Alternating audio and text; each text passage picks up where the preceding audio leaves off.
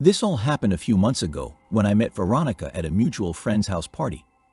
We hit it off immediately as a beer pong team, so she gave me her Snapchat, and we spent the next week exchanging videos. At first it was casual, mostly memes, and just videos of whatever we were doing at the time with goofy filters over it. Like I sent Veronica a snap of me cooking breakfast, and then slapped a psychedelic lens over my face that made me look like a hippie. After about a week, Veronica started sending me flirtier snaps.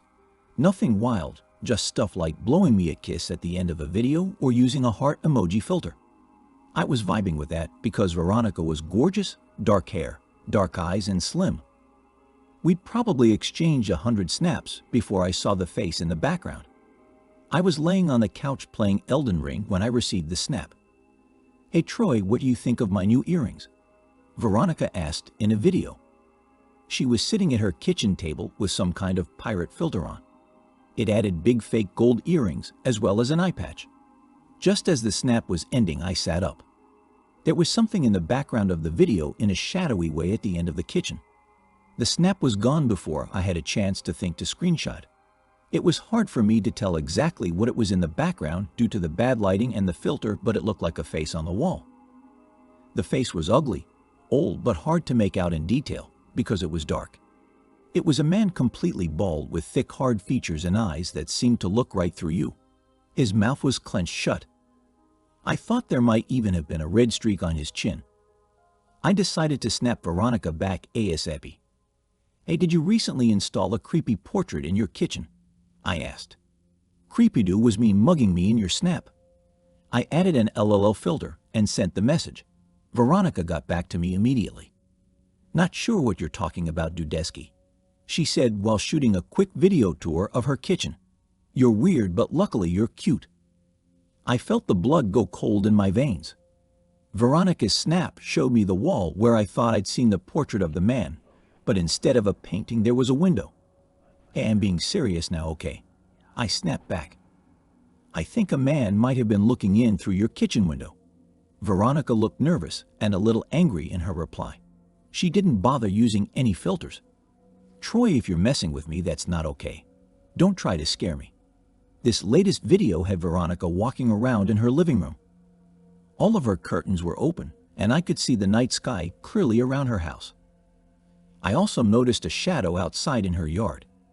This time I was fast enough to screenshot the end of the video, and I sent it back to Veronica. She sent me back a chat instead of a video. "Okay, I'm freaking out now a little." She wrote, "Can you come over?" I'd been hoping for an invitation for a while, but not like this. Before I could reply, I got a notification that she sent over a video. I opened it to see her clearly panicked Veronica rushing down her hallway. "Troy, I saw somebody outside." They limped between the willow tree out front and went around the side of the house. I'm not sure, but there might have been two shadows out there. I chatted her back. "Hey, here's my FaceTime. Give me a call and I'll stay online with you." She called a few moments later from her bedroom. The lights were out and I could see from the screen's glow that Veronica was crying. "There's someone outside my room," she whispered. I heard them trying to open the window. "Troy, please, please, I'm so scared." Okay, just hold tight, I'm going to." Someone was pounding on Veronica's front door, hitting it hard enough to rattle the window all the way in her bedroom. I heard screaming or shouting. It was muffled and impossible to tell what they were saying. After a moment, the knocking stopped and there was silence. Then Veronica screamed. Before I could ask what was wrong, she swiveled her camera to point out of her bedroom window. A man was looking inside. The same man I'd spotted in her kitchen window. His face was pale and up close clearly streaked with blood on his chin and cheeks. Veronica ripped the curtains shut and began hyperventilating. Hey, listen, need to stay quiet. Stay hidden. Barricade your bedroom door. Put something heavy against the window too. Then you need to hang up this call, and no, please," she whispered, breathing harder. "Don't leave me just for a minute, I promised. You need to call 911. I'll call them too to make sure we get through. Snap me your address and I'll be on your way over to you. Please hurry." Veronica hung up and I instantly got a notification in the chat. I was already on my way out of the door, sliding my boots on and my jacket. When I connected with 911, the dispatcher confirmed that they were already on a line with Veronica. Since she was talking to a professional, I sent her a quick Snapchat video instead of FaceTiming. "Hey, I'm on my way, so are the police. You'll be okay," I said, climbing into my truck. The cops beat me to Veronica's house. There were 2 squad cars parked at the curve when I pulled into her driveway. There was also a dead man lying in the front yard. He was face down in the grass, an axe still embedded in his back near the top of his spine. As I got closer, I saw the man was bald and very pale. There was 1 officer standing near the corpse talking into her radio, and 2 more at the front porch of the house trying to calm Veronica down. The first officer started to step to block me, but Veronica caught sight of my approach and came sprinting down the steps. She jumped into my arms and clutched me tight, sobbing so hard I couldn't make out what she was saying. I hugged her back, but my attention was on the body in the yard. I saw the first cop lean over to shine a light in its face. The corpse was definitely the man I'd seen peering into Veronica's window. The stalker, the potential home invader. I doubted Veronica was savage and composed enough to put an axe into his back. So who killed him? The answer became clear when more police cars arrived, but stopped 3 houses down instead of at Veronica's. When I was finally able to get Veronica to calm down, I let a paramedic look over her while I walked down the street. This time a cop did stop me at the edge of the yard.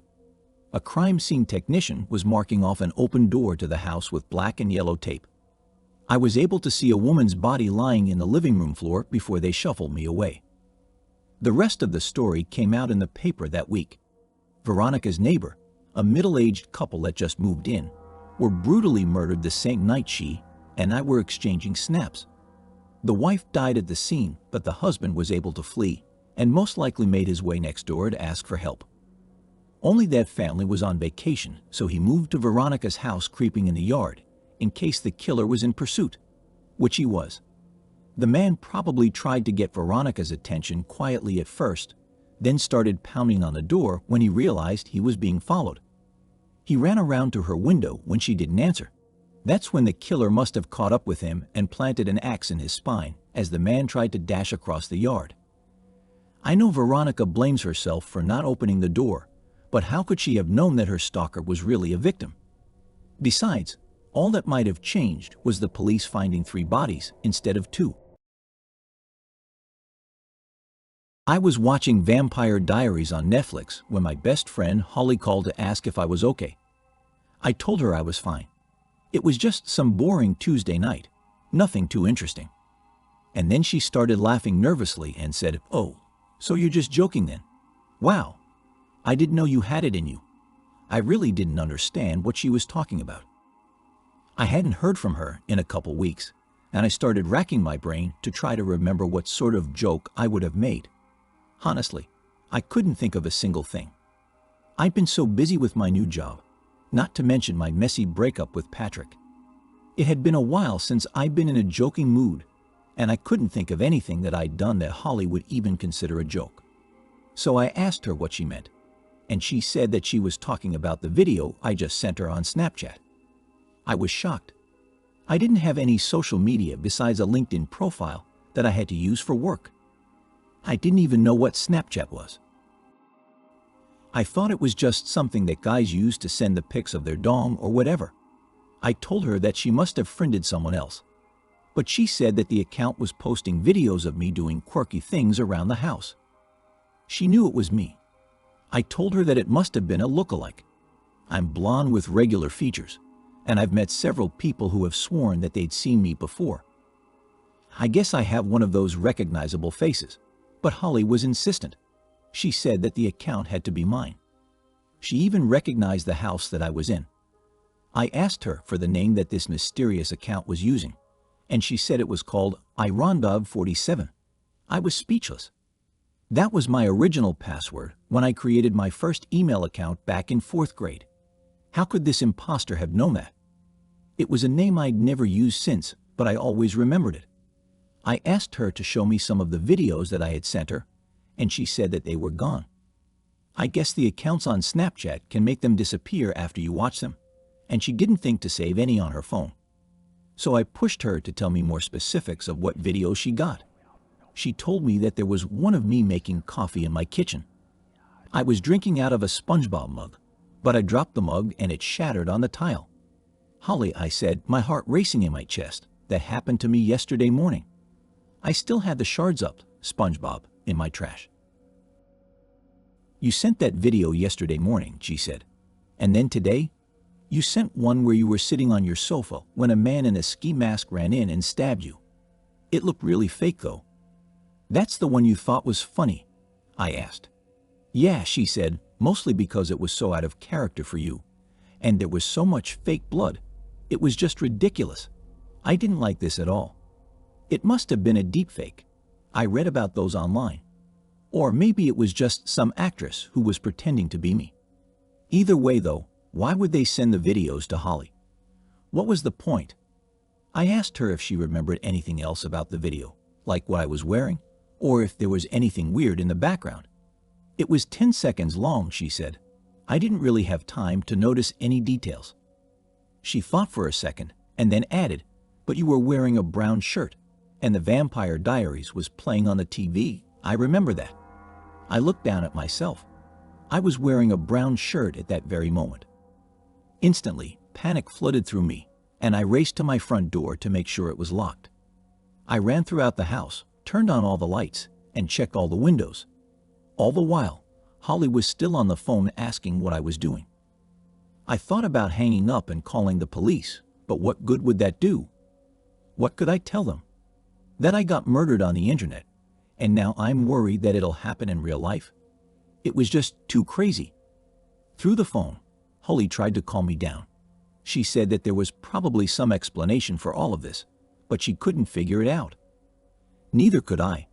I asked if she'd be able to come over, and she said that she could, but it would probably be about 30 minutes. Okay, I told her.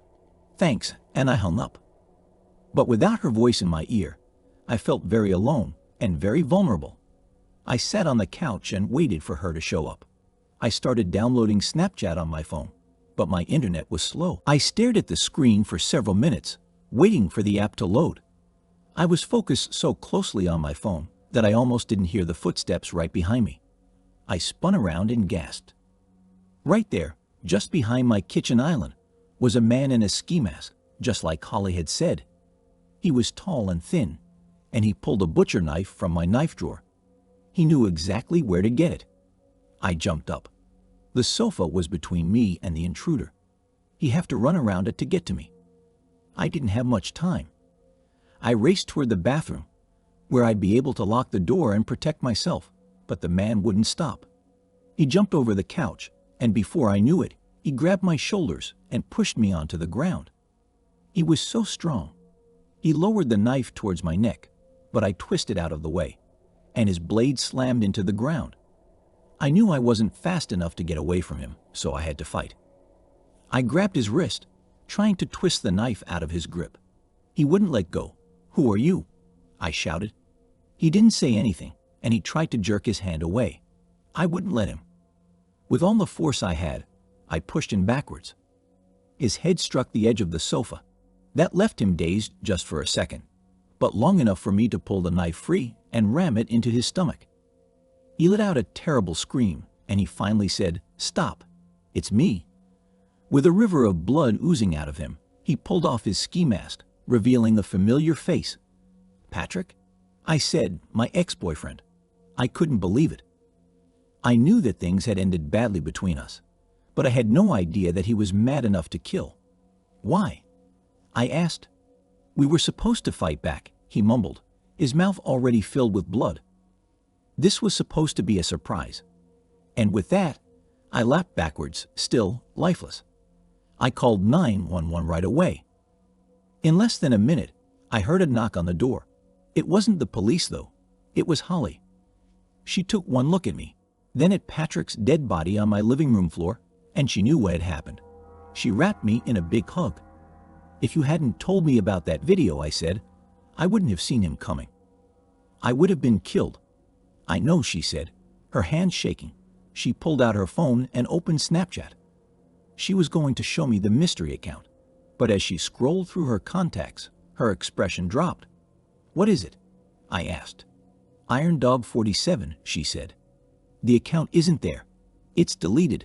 A few minutes later, the cops came and I explained everything I could. I told them that my ex had broken in to kill me, but I'd fought back. I didn't mention anything about what Holly had told me. It's been 2 weeks since this happened, and I still have no idea who Iron Dog 47 was. I think about it every waking moment, and I still can't figure out what had happened. All I know is that I'm alive because of that video, a video I never saw. That unknown person and Snapchat saved my life.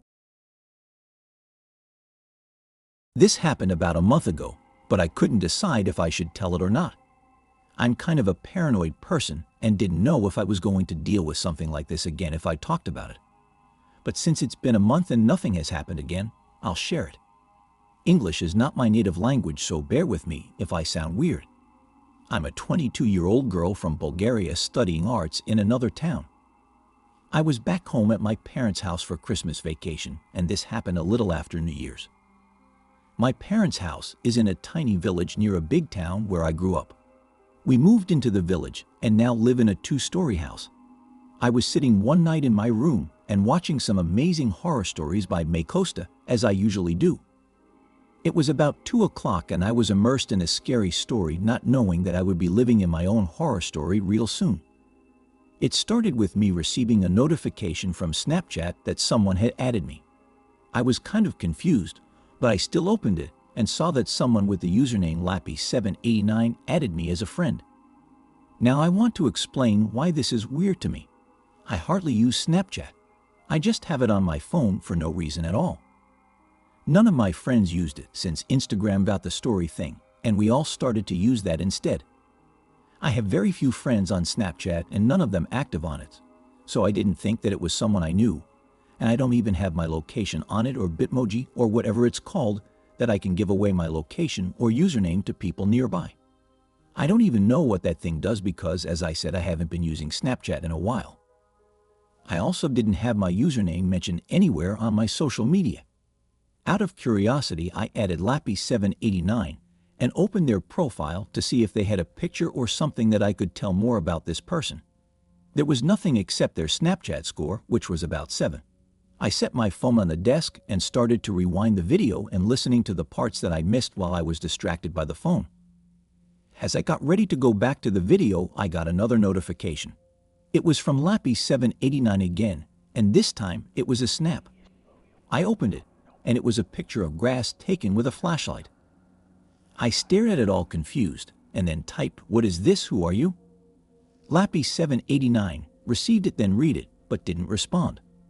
At this point, I started to ask all of my friends if it was one of them, or if they had given my username to someone, but they all said no. A few seconds later, another snap came, and now it was a picture of what looked like a red tile. Curiosity took over me, and once again I texted, "This isn't funny, who the hell are you?" Lappy789 saw my message, but didn't respond. The third snap came, and I was prepared to start screenshotting to show my boyfriend. It was a picture of what looked like a little doorknob, but I couldn't see anything more clearly. I failed to screenshot it first, so I had to replay the snap. When I was finally done, I went back to the third snap to take a closer look this time. Drops of sweat appeared on my forehead as I realized this doorknob belonged to our backyard gazebo. At this point, I'm slowly grasping that this person is Snapchatting me from my backyard.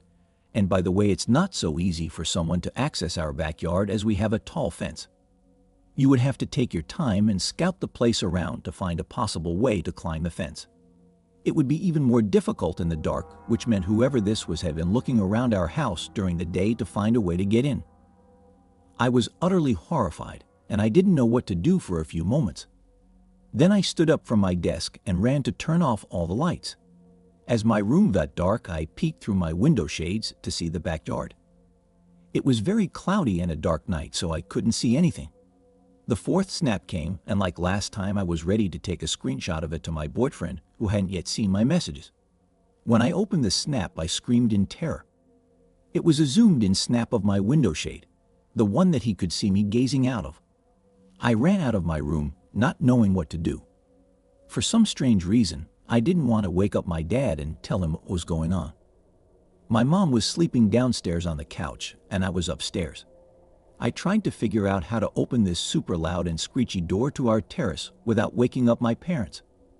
Even if I was scared, I still wanted to find the intruder who was pulling off this freaky prank to me. I battled with the door for about 30 seconds, but I managed to open it quietly and carefully stepped outside to look. I still didn't see anyone. I looked and I looked, trying to stay low as I could so that the snapper wouldn't see me, but I couldn't see anyone lurking in the backyard. I was coming down from the terrace when I received another snap from Lappy 789. As I opened it, the blood in my veins ran cold. It was a picture of my mom sleeping on the couch taken from inside the house. This freak was now inside my house. As shocked and terrified as I was, I rushed downstairs in complete panic. Dad, Dad, there's someone inside our house. Dad, call the cops. As I came downstairs screaming frantically, my mom woke up and she saw our main door was wide open. It seemed like we forgot to lock the main door that night and my mom passed out on the couch without knowing the door was unlocked. My dad came out of the room and I told him everything while showing the snaps. My mom and I were both hyperventilating at this point. My dad called the cops and went out taking his gun to scavenge the area. After checking everywhere, my dad came back inside and said that he didn't find anyone. The cops came and they too inquired our neighbors and us about the whole incident, but no lead took place on the matter. I could hardly sleep that night. Every 5 seconds, I kept checking for new snaps from this unknown account, but Lappy 789 was gone. I would have been relieved if Lappy 789 stayed gone, but unfortunately he didn't. When I woke up, I found a creepy text from the same account. It read, "Had a nice time watching you sleep. Can't wait to see you soon. Goodbye." I immediately blocked the account. I've texted and called all my friends, begged them to confess if it was one of them, but they all said it wasn't them. I told my boyfriend what happened. He asked everyone he knew, but still nothing. We tried to find the account, but we soon found out that he had deactivated. There was no one with the name Lappy 789 anymore. I had deleted Snapchat and didn't think I'd ever use it again. The next day, I went outside to look around to see if the creep left something behind, and I saw footprints on a little muddy patch. My dad doesn't seem to believe it was the intruder's footprints, saying it was probably one of us, but I'm pretty sure they weren't ours. To this day, I still don't know who it was. I've asked everyone I know, but nothing has ever come out of it. I still wonder what their intentions were. Were they trying to scare me? Were they stalking me? Who were they? How did they find me? I wouldn't know. I just hope I never have to deal with them.